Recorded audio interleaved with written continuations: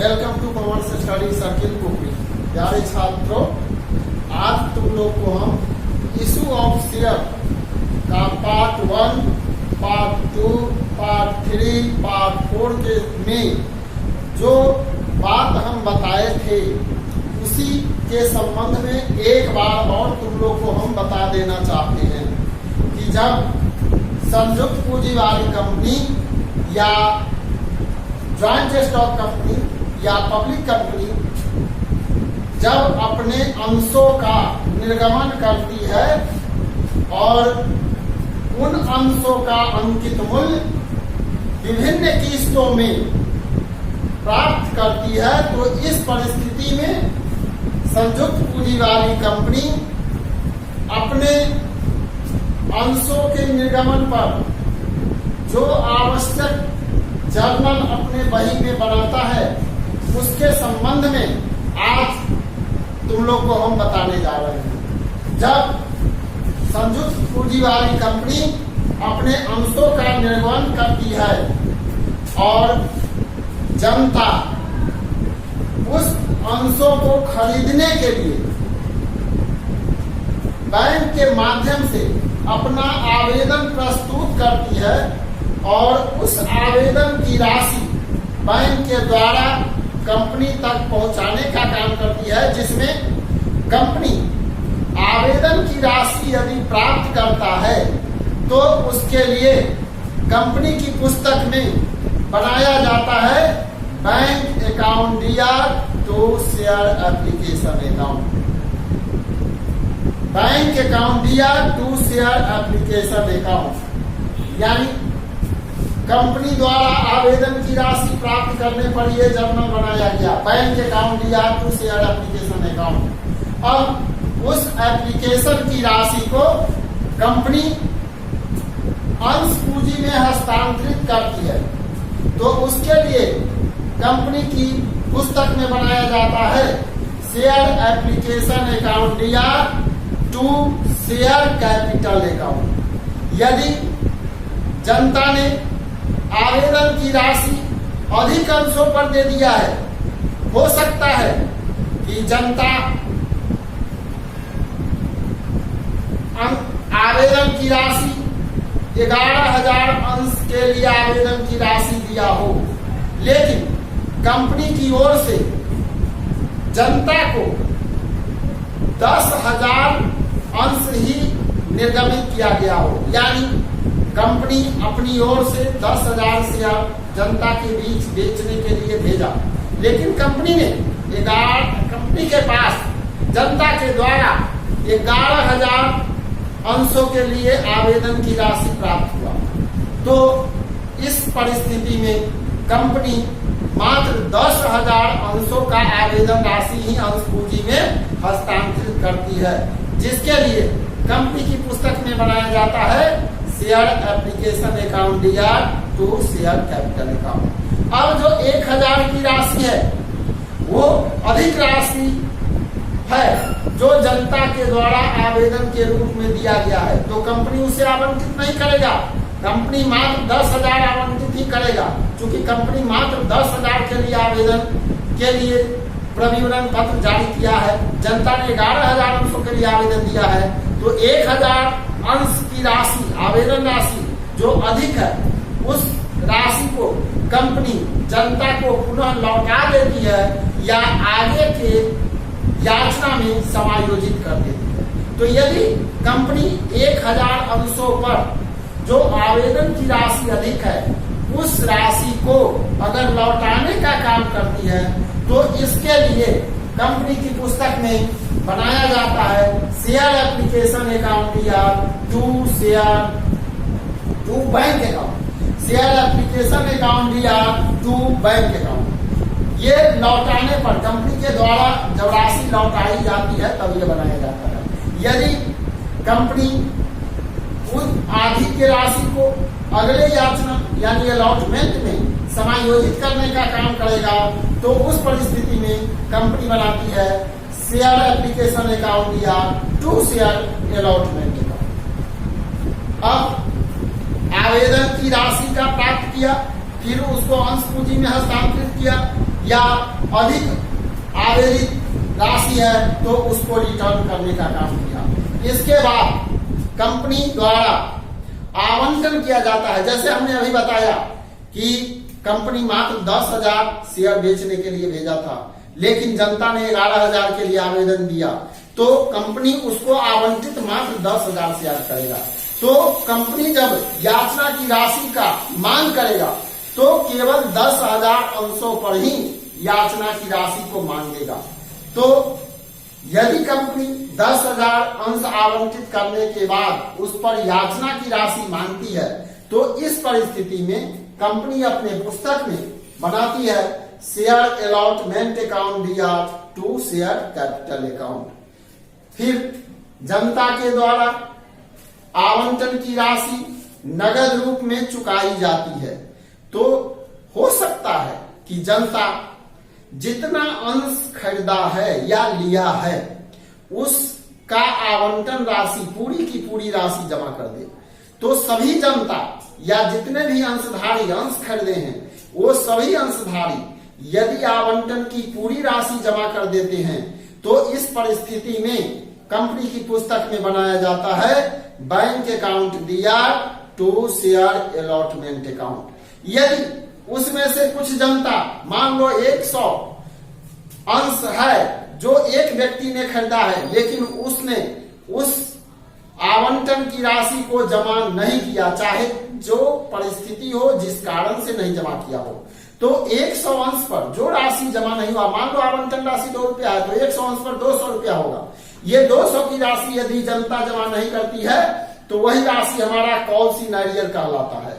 तो इसके लिए कंपनी की पुस्तक में नहीं जमा होने पर बनाया जाता है calls in arrear account DR to share allotment account. यदि अलॉटमेंट में एरियर है तो calls in arrear account DR to share allotment account. यदि अलॉटमेंट में की प्राप्ति में ही कोई जनता ऐसा है जो हो सकता है कि प्रथम याचना यानी फर्स्ट कॉल का पैसा अलॉटमेंट में अग्रिम रूप में एडवांस रूप में जमा कर दे, तो इस परिस्थिति में जब अग्रिम राशि कंपनी के पास प्राप्त होगा, एडवांस राशि प्राप्त होगा, जैसे फर्स्ट कॉल का पैसा यदि अलॉटमेंट में ही जमा प्राप्त होता है तो इसके लिए कंपनी अपने पुस्तक में बनाती है bank account DR to calls in advance account. अब हो सकता है कि ये तीनों जर्नल जो हमने अभी बताया कि आवंटन की राशि नगद रूप में प्राप्त होती है, इसके लिए bank account DR to share allotment. यदि नहीं प्राप्त होती है, जो कॉल्स इन एरियर होता है उसके लिए calls in arrear account DR to share allotment. यदि एडवांस प्राप्त होता है जो फर्स्ट याचना का पैसा है उसके लिए bank account DR to calls in advance. इन तीनों को सिंगल जर्नल के रूप में भी हम प्रस्तुत कर सकते हैं, और इसके लिए अगर सिंगल जर्नल के रूप में या एकल जर्नल के रूप में हम प्रस्तुत करते हैं तो बनाते हैं bank account DR calls in arrear account DR to share allotment to calls in advance. अब अलॉटमेंट के बाद हम चलेंगे फर्स्ट कॉल में। फर्स्ट कॉल में चलेंगे तो फर्स्ट कॉल का याचना सबसे पहले हम करते हैं। तो फर्स्ट कॉल का याचना यदि करते हैं, फर्स्ट कॉल डिमांड करते हैं, ड्यू करते हैं, तो इस परिस्थिति में कंपनी की ओर से बनाया जाता है share first call account DR to share capital account. जैसे हमने कहा था कि 10,000 शेयर है तो 10,000 पर यदि जितना रुपया रहेगा, मान लो 3 रुपया फर्स्ट कॉल है तो 10 गुने 10,000 गुने 3 30,000 बनाएगा company share first call account DR to share capital account. लेकिन कंपनी के द्वारा या कंपनी के पास यदि जनता पूरा का पूरा पैसा जमा कर देती है तो कंपनी इसके लिए बनाता है bank account DR to share first call account. लेकिन फर्स्ट कॉल में कुछ शेयर पर यदि एरियर हो जाता है, नहीं मिलता है, कुछ शेयर पर कुछ अंश पर पैसा नहीं प्राप्त होता है, बकाया याचना रह जाता है, तो इसके लिए आवंटन की तरह ही इसमें भी बनाता है calls in arrear account DR to share first call account. यदि फर्स्ट कॉल का पैसा पूर्व में अलॉटमेंट में ही प्राप्त हो चुका है तो उस अलॉटमेंट में जो फर्स्ट कॉल का पैसा प्राप्त हुआ है उसको अलॉटमेंट से यहाँ हम ले आएंगे, उस पैसा को एडजस्ट करेंगे, समायोजित करेंगे। इसके लिए हम बनाते हैं, वहां अलॉटमेंट में हम उसके लिए बनाए थे bank account DR2 calls in advance account, और उस पैसा को जब हम फर्स्ट कॉल में लाएंगे तो बनाएंगे calls in advance account DR2 share first call account.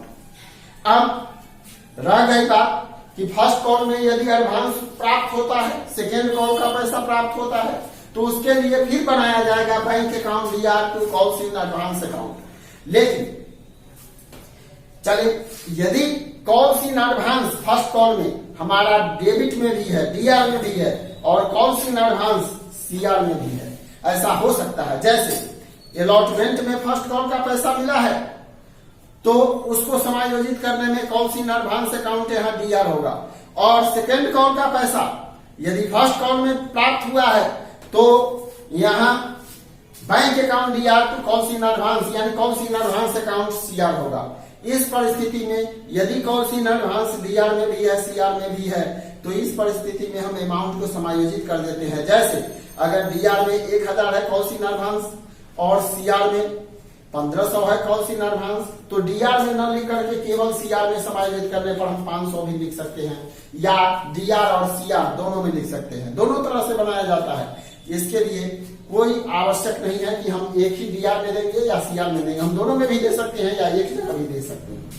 अब इसके अलावा सेकेंड एंड फाइनल कॉल का जब हम ड्यू करते हैं, तो सेकेंड एंड फाइनल कॉल का जब ड्यू करेंगे तो इसके लिए कंपनी अपने पुस्तक में बनाती है share second and final call account DR2 share capital account, जैसा हम पार्ट 3, 4, 2, 1 में भी कर चुके हैं।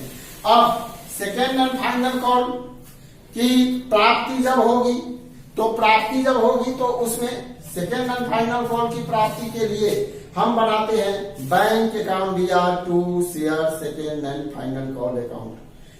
लेकिन सेकेंड कॉल का पैसा यदि फर्स्ट कॉल में प्राप्त हो चुका है या अलॉटमेंट में प्राप्त हो चुका है, तो उस पैसे को हम यहाँ ला करके दर्शाते हैं। तो उसके लिए यहाँ जिस समय प्राप्त हुआ था उस समय हम बनाए थे bank account DR2 calls in advance account. अब उसको जब यहाँ हम लाते हैं तो हम बनाते हैं calls in advance account DR2 share second and final call account. अब कॉल्स इन आइडियर भी अगर सेकेंड कॉल में हुआ है तो उसके लिए हम लोग बनाते हैं calls in arrear account DR2 share second and final call account. अब रह गई बात तीनों को ज्वाइन करने का, तो यदि हम तीनों को सिंगल जर्नल के रूप में प्रस्तुत करना चाहें तो कर सकते हैं। तो उसके लिए हम बनाते हैं bank account DR calls in advance account DR calls in arrear account DR2 share second and final call account. तो इस तरह से हमने तुमको बताया, जब आवेदन की राशि प्राप्त होती है तब पुनः उसको हम शेयर कैपिटल में हस्तांतरित करते हैं। यदि अधिक पैसा है तो उससे आवेदक को रिटर्न कर देते हैं। उसके बाद यदि रिटर्न नहीं किया जाता है, प्रश्न के अनुसार उससे समायोजित करना या अगले याचना में समायोजित करना है तो उसको समायोजित कर देते हैं। फिर हम अलॉटमेंट की राशि का मांग करते हैं तो उसके लिए बनाते हैं। फिर अलॉटमेंट की राशि हमको प्राप्त होती है। यदि उसमें कॉल्स इन आइडियर होता है तो उसके लिए बनाते हैं, कॉल्स इन एडवांस होता है उसके लिए बनाते हैं। फिर फर्स्ट कॉल का राशि हम लोग मांग करते हैं, डिमांड करते हैं या ड्यू करते हैं, उसके लिए बनाते हैं। फर्स्ट कॉल का जितना राशि प्राप्त होता है उसके लिए बनाते हैं। कॉल्स इन आइडियर अगर फर्स्ट कॉल में है तो उसके लिए बनाते हैं। कॉल्स इन एडवांस है उसके लिए बनाते हैं। यदि फर्स्ट कॉल का पैसा अलॉटमेंट में मिल गया है तो उसके लिए भी बना देते हैं। सेकेंड एंड फाइनल कॉल का हम लोग डिमांड फिर करते हैं। उसके बाद सेकेंड एंड फाइनल कॉल का जो भी राशि प्राप्त होता है उसके लिए बनाते हैं। कॉल्स इन आइडियर होता है उसके लिए बनाते हैं। कॉल्स इन एडवांस इसमें प्राप्त नहीं होता है, कॉल्स इन एडवांस समायोजित होता है जो फर्स्ट कॉल या अलॉटमेंट में प्राप्त हो चुका है, इसके लिए हम लोग समायोजित करने का जर्नल बनाते हैं। इस तरह से हमने जो पार्ट 1, पार्ट 2, पार्ट 3 और पार्ट 4 में बताया था, एक बार इस पार्ट 5 के माध्यम से भी हम तुम लोग को निचोड़ बता दिए हैं, चारों पार्ट का निचोड़ बता दिए हैं। इसको तुम लोग ध्यान रखोगे और इसी के आधार पर अगला जो है सो क्वेश्चन तुम लोग डील करोगे और बनाने का कार्य करोगे। धन्यवाद।